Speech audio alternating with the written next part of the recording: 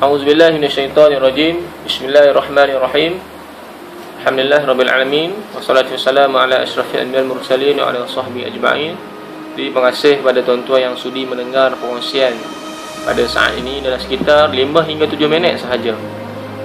Jadi pada masa ini saya ingin membicarakan tentang satu tajuk, iaitu qawiyul jismi.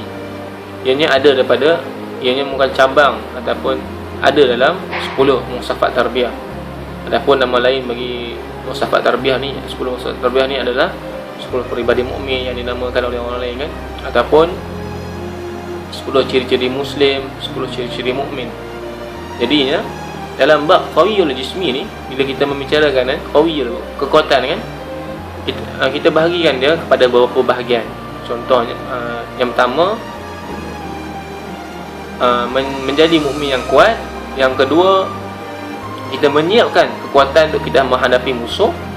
Dan yang ketiga, kita mencari sosok mukmin yang kuat dan tangguh. Jadi ini yang bab-bab kecil yang ada dalam bab qawiyul jismi. Jadi dalam bab kecil ni saya ingin membicarakan tentang qawiyul, membicarakan tentang menjadi mukmin yang kuat.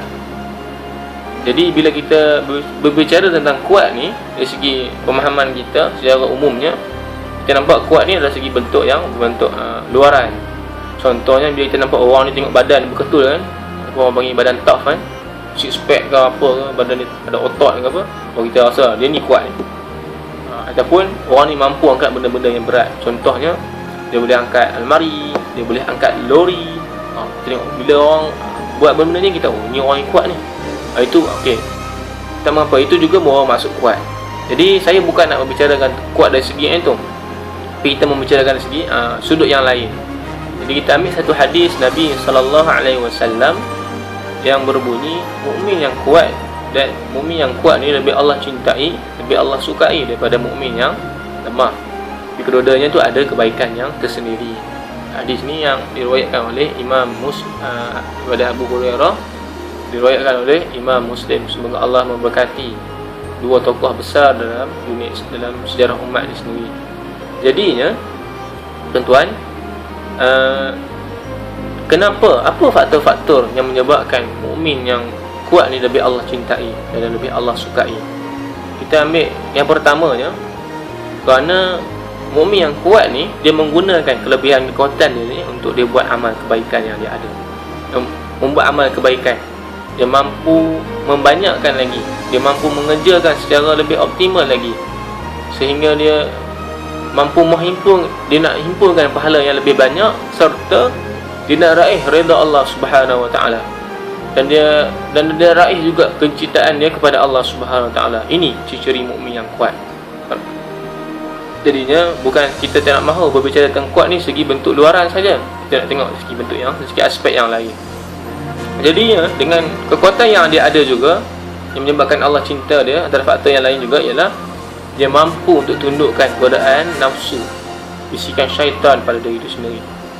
Apa yang contoh, dia tengok benda-benda yang haram ini, benda-benda yang mudah dia tergoda. Contoh mengumpat kan, benda yang cukup seronok, tapi dia mampu didik dia tak mahu mengumpat. Kalau dia terduduk ataupun dia bersama dengan golongan yang orang yang tengah mengumpat, dia akan lari. Dia akan buat kerja lain, ataupun dia tegur terus, jangan mengumpat. Ini dosa besar ni. Jadi ini mengapa mukmin yang kuat ni Allah sukai. Kita tengok lagi aspek yang kedua, iaitu mukmin yang lemah. Mukmin yang lemah juga Allah cintai, tuan-tuan. Jangan rasa lemah ni bukan bermaksud dia tak mampu angkat benda-benda yang berat seperti saya nyatakan tadi kan. Mungkin dia tak mampu nak angkat benda-benda yang berat. Tak, jangan pandang dari segi bentuk di situ juga. Kita pandang dari segi aspek yang lain. Jadinya hatta mukmin yang lemah sekalipun tetap Allah cintai. Kerana walaupun dia selemah mana pun mukmin itu, dia tetap akan buat kebaikan. Itu yang pertama. Dan yang kedua, walaupun dia lemah sekalipun, dia ni akan membenci maksiat ni dengan sepenuh-penuhnya dalam diri dia. Walaupun dia membenci itu segi bentuk yang paling lemah sekali, iaitu membenci dalam hati. Mungkin dia tak mampu nak tegur kan, tapi dengan selemah-lemah dia pun dia mampu membenci. Itu pun tetap Allah suka. Yang ketiganya, mungkin dari segi ibadat jasadiah ni dia mungkin ketinggalan sedikit, tapi dia mampu membanyakkan ibadat-ibadat yang dalam ibadat-ibadat hati. Contohnya berbuat baik, dia mampu berlapang dada, memaafkan orang lain, contoh-contoh yang ada.